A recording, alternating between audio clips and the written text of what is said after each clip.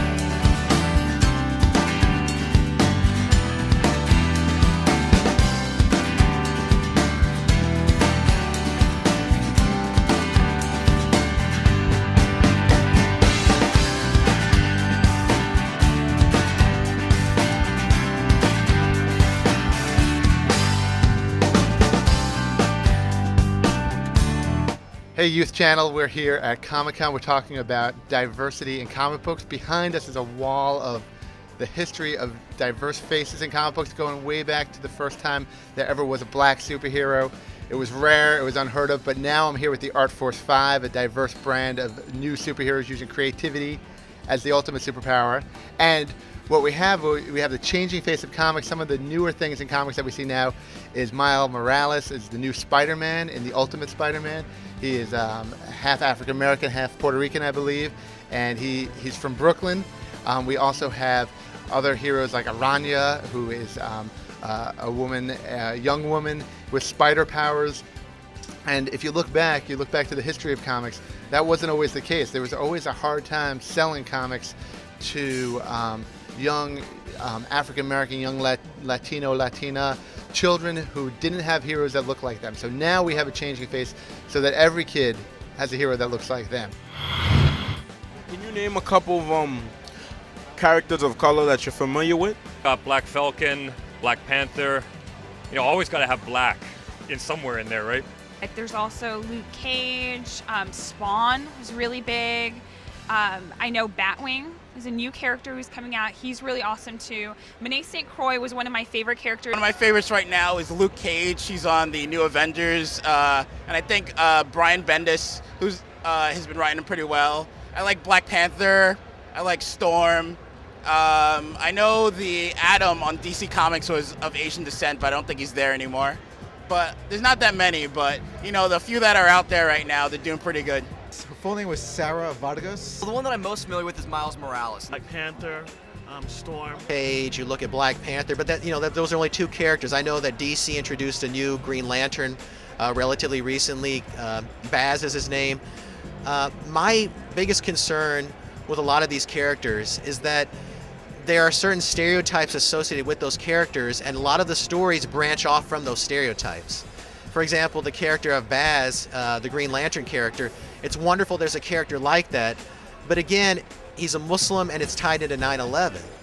So not necessarily that it's tied into him being part of 9/11, but there's a reference to 9/11 and how it impacts his family. So that obviously Muslims are from all over the world, so why does that have to be tied into that particular story or that particular event? And what happens, unfortunately, is that that will be as they say, the first impression is a lasting impression. So that's the impression that happens. So with characters like Luke Cage and Black Panther, they're African American characters who don't come from particular parts of the world or come from particular backgrounds, but they are African American. So there's just a dearth of those types of characters. Sadly enough, though, a lot of these characters, they start from a point where the stereotype is the foundation, and they move from there. I'd like to see characters that are of a particular background, but it's incidental to who they are. Cyborg, now we had Masa Menos. We have, back in the day, they had Lobos, was it? Lobo the Cowboy? Lobo the Cowboy. The Iceman. He was a black superhero. He was pretty cool.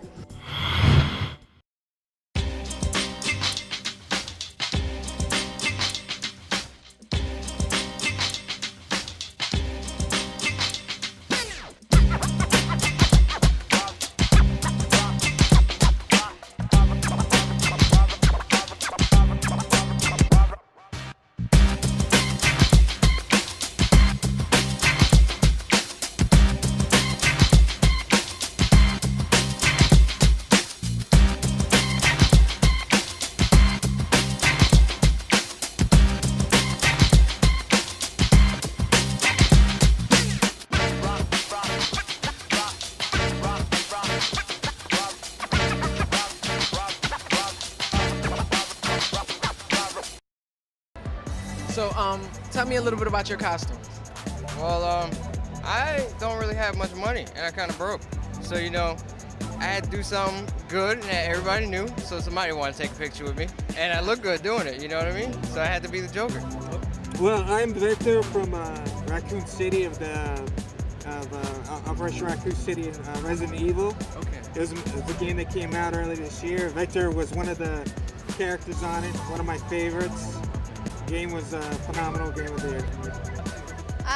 I am Poison, and I wanted to be Poison because she's really interesting from Street Fighter, and I just like people the older people appreciating the older characters. Well, we're obviously Gotham villains, and we are just steampunk versions of them because it's never been done before. I haven't really seen it around, and we want to be unique at Comic-Con. You want to stand out, you want to get as many pictures as you can get, all that good stuff. I am a Taskmaster from Marvel Comics. My father and I made this mask from scratch. I had to arm myself because it's Nerf or nothing. The shin guards are from Party City, and the knee pads and elbow pads are from hockey. Oh, that's great. Everybody wants to be Captain America, right? Look, I was kind of inspired by The Walking Dead whole, thing. It's an awesome show, and I've been doing this special effects making thing amateurly for like 2 years now. So I've just been experimenting with different techniques and stuff. So I decided to do peeling off of the skin look, trying to make it look as real as possible using bruise techniques and smoothing out and shading and all that stuff. So Star Wars. Obviously, I'm a Sith, and I always liked the Sith characters. Very passionate and powerful, and I just wanted to go with it. I'm actually part of a small organization, the New Jersey Ghostbusters. We do charity events and meet up at events like this and do that stuff. That's a good thing. Yeah. I've been doing She-Hulk for a really long time. I have a lot of different versions. My first time doing the Fantastic Four is the debut of this album, but I've done Savage, Sensational. I even have a version of Miss Fix-It. There's Mr. Fix-It. So I did a Miss Fix-It. We snuck some shots in a casino. I have a She-Hulk song. Steampunk Green Lantern right now. Yeah. Cool. We did this costume too. This took us about a week of work. I like the boots. The boots are what's up. Everything lights up. Yeah, it's a great outlet for creativity. I like Adventure Time a lot, and as soon as I saw Flame Princess, I could relate to her because she doesn't she has her temper, she has her moments, and I have my moments as well.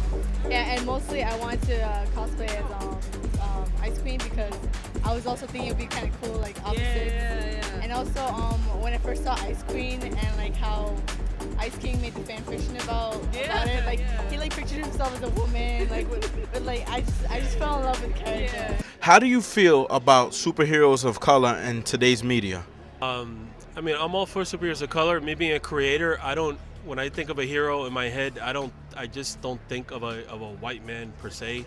Maybe it's because I'm just, I'm Latino myself. I think by and large, they're highly underrepresented, especially considering the number of readers who come from minority background. And I think it's great that there's been an active push now by Marvel with Miles Morales, the new Ultimate Spider-Man, as well as a lot of other creators, a lot of other companies, a lot of other characters, trying to really kind of push more minority characters, more women characters, in a way that it's more reflective of America as a whole. In the early 80s and 90s, I think it was more about exploitation. Now I think it's more about inclusion and showing different sides of not just African American or just Africans, but the full gambit of everyone. About the same way that I feel about any other character. I think what you're asking is, are there enough of them? How are they represented in terms of comics? And I feel like you have a really good diversity, especially now more than you did before. Characters like Storm were always a favorite of mine. There's not that many people of color, at least not in public, about comics and things like that. But I think ultimately, if there's enough of us and we just do enough, it'll just be another thing. It won't be an issue of people of color. It'll just be different creators of different races, different personalities, all doing their own thing and being creative. And we want to get it to a point where it won't even matter that much anymore. We're going a long way, and I think that they're taking the step in the right direction. I think they're abused. and underused both at the same time. It's kind of strange. You know, I think far too often they'll take a character and just reboot it, and all of a sudden, you know, Nick Fury's black, and I don't think it's needed. I think basically what we need is new characters in the genre. Growing up, the only superhero I even heard of that was even remotely color was Luke Cage, and then I heard White Tiger was one of them. But other than that, there really wasn't that. And as much as I wish they were, other superheroes were still there, I did learn some morality stuff from that. The idea of just opening my imagination with it. But as far as hoping there would have been more, definitely. So hopefully, what we're trying to do as well is expand the universe for other Latin characters, but as well as also other Latino artists as well. So quite a difficult question because, I mean, in mainstream comics you see a few superheroes of color, but I think we've both found that there's like small press seems to have a lot more, like independent artists seem to create a lot of characters that sort of cross loads of racial and sort of social boundaries, I think. I mean, I'm game for there being more characters of color, loads more superheroes of color. Comes to that, because I know why they're not as represented as some people feel like they should be, but I don't think it's for the reason people think it is. I think it's basically a consumer issue. It's actually more of a consumer side than it is the producer side. I think that if more people bought books of color, then they would make more books of color. Because at the end of the day, it's all about making money. And my case in point was that they made a whole division of DC about characters of color, and that division failed because the money wasn't there. So I believe if you're gonna make a character that's aimed at a demographic, I think you need to do more something like Nick Fury, where he's enmeshed inside the scope of the entire universe and not make a separate but equal type of universe. Well, I think that you have to ask the question, first of all, where the comics or the particular medium of entertainment is being produced. That's the first question you have to ask right off the bat, because obviously if you're in the United States, you have to look at the history of the nation itself, and you have to look at the history of the particular mediums. And once you look at both of those aspects of those particular parts of these industries, you'll find that whatever comes out of that culture is going to inform the art, is going to inform the product, whatever is being produced. It's informed by the history of that nation.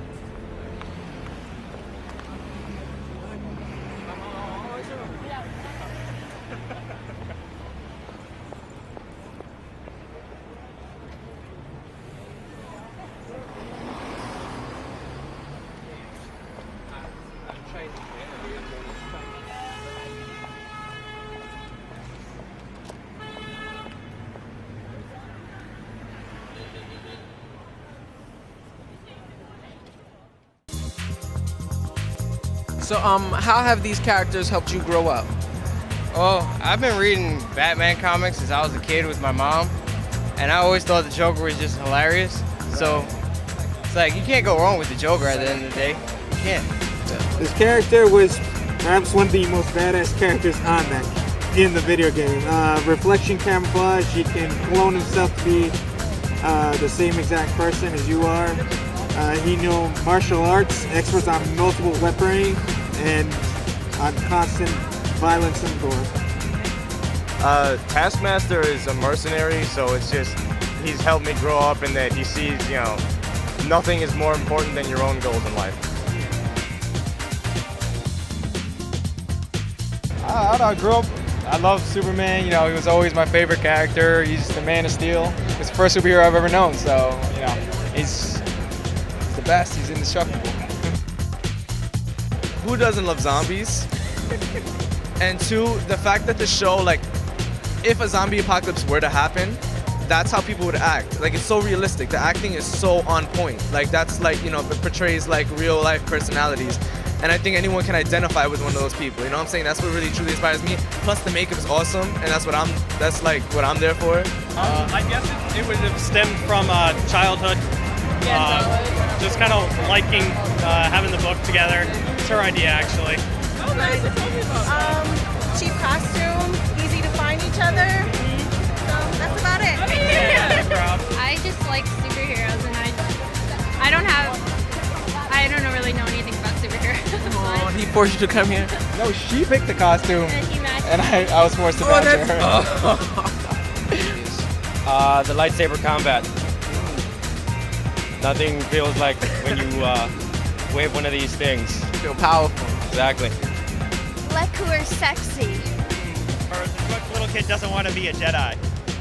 It wasn't like until I was a little older that I got into comics, but when I was little, like the very first time I went out trick-or-treating, my mom told me, she's like, you ran after everybody going, Spider-Man, Superman, Batman. I thought everybody was real. So coming here is just like getting that excitement again, and I'm like, getting to see all those, everybody is just so, seeing the work other people put into it, that's what I like. And we always had to make our own costumes as little kids. So it's just like growing up and doing that same thing is awesome, yeah. I went all out. I built most of it. I built the pack. I love lights, everything. I built the ghost trap. Got the goggles, the walkie-talkie. I even have a PKE meter. Wow. That's amazing. It's always good. Oh man, it's just like my favorite character and like my favorite show, and I'm just like always want to do this. This is my third con doing it, and like people are always like, "Whoa, you shaved your head for?" And it's like, it's worth it. It's worth it. Yeah. Oh yeah, the same for me. Like, it's one of my favorite shows ever, and Sokka's such a cool character, and it's so much fun to do. You just get to run around and be silly and have a lot of fun with a boomerang, right?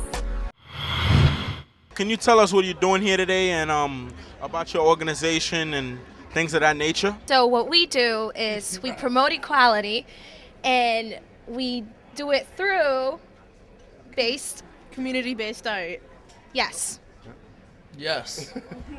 I mean, back at our school, we did a community-based art project where we put up different faces on the wall, photo mural, and it showed all the diversity. You had different people from different ages, ethnicities, and it was like a real way to show how our community actually is in Alfred. So, yeah. Today I am here selling my book, City of Walls. It's about these three kids who live in the city of Kowloon. They're really imaginative kids, and they live in this city that's pretty much a project run by gangs, and they decide to get together and run away. And the only way they figure out how to get away from the city is to build a plane and fly out of it. This concerns their adventures in trying to get out of the city. We're promoting everybody to get isolated. This is my whole thing here, my claymation stories. It's all done all by myself, hence the name Tales of Isolation. And I got the DVD that I'm promoting. This is almost 2 years worth of work on this thing. It's an incredible, mind-bending, life-changing product. It's over 40 minutes of this really wild, bizarre claymation stuff. 13 different stories to melt your brain to. today I'm here to experience my first Comic-Con. I've been to other conventions before, like PAX in Boston, and actually I'm more of a video game person, but I just want to get into see what it's like to be in a comic convention for the first time. You know, get to know different people, different backgrounds. Yeah, I could tell you about, this is new. Dauntless is completely new, so I'm just starting to get to know this story. This is Emilio's baby. Sarah Rising is James's baby. She is of Latina heritage, so it's like the first kind of Latina superhero kind of stuff. It's kind of like, I guess for lack of a better description, it's kind of like the show My So-Called Life meets Green Lantern. She inherits these powers unknowingly and unwittingly that she didn't know that she had. And she's like a 15-year-old girl, and she's learning to deal with this, these new, I don't know, yeah, powers, I guess, for lack of a better word. And it's just her journey of her growing into it and her growing into womanhood as well. First issue of Captain Korea. It's an Asian, obviously Korean superhero. Basically what this book is about is exactly what I was talking about before. Instead of rebooting old characters and rehashing them, coming out with something new, coming out with a character, an Asian character, which you don't see very much, and he has no kung fu.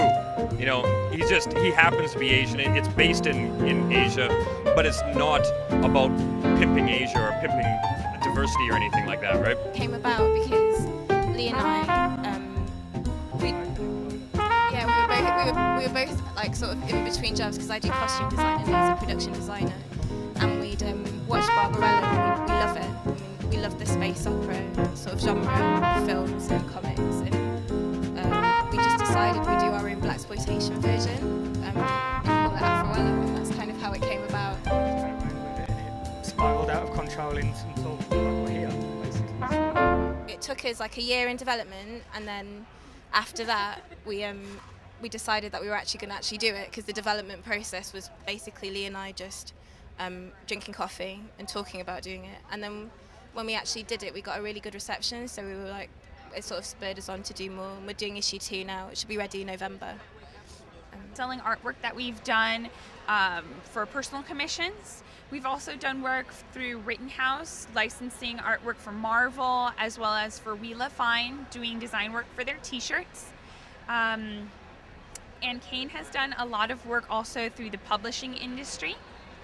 And that's pretty much what we're doing here.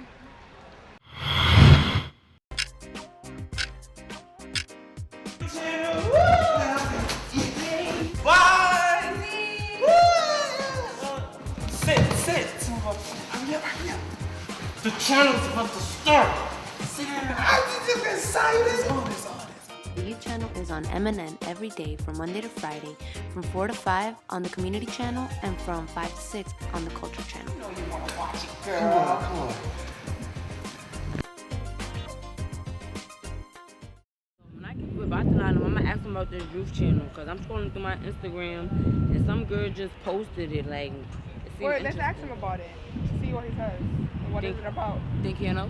Yeah. You a clown. Were you going to that party on Friday? Hey, Barcelona. Oh, yo, what's good, boy? Yeah, I was going through my Instagram and some girl posted this picture about the youth channel. What's this, you know anything about it? Ah, right, youth channel. That's on Manhattan Neighborhood Networks. It's on Time on the Cable on 34, and if you got Fios, it's on channel 33. I got RCN. RCN. That's channel 82. Oh, okay. So I'm gonna write the girl on Instagram and see what this is about. Definitely, yo. If anything, yo, spread the word. All right, I got you. I definitely will. It was good seeing y'all. Likewise. I'll see y'all later. All right, cool.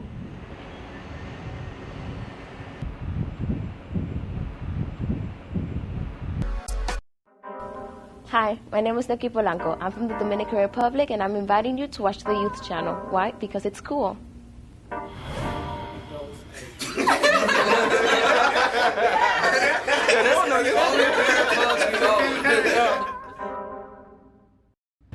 Hi, my name is Catherine. You should watch Youth Channel because it's made by youth for youth.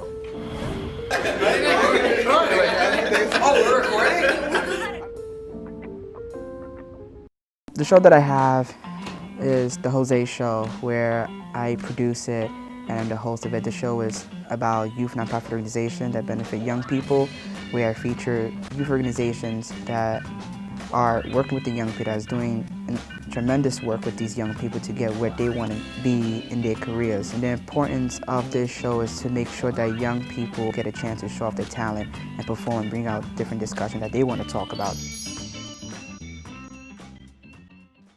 Well, if I had a chance to make a show on the youth channel, it would be called the J-Man Radio Show. It's going to be a show about having some sketch comedy, some playing live music, and also me and my friends are going to get together so we could talk about topics that's going on in the world. There's more to life than doing nothing, playing video games, watching TV. I mean, I'm here creating my own show. You should do the same thing.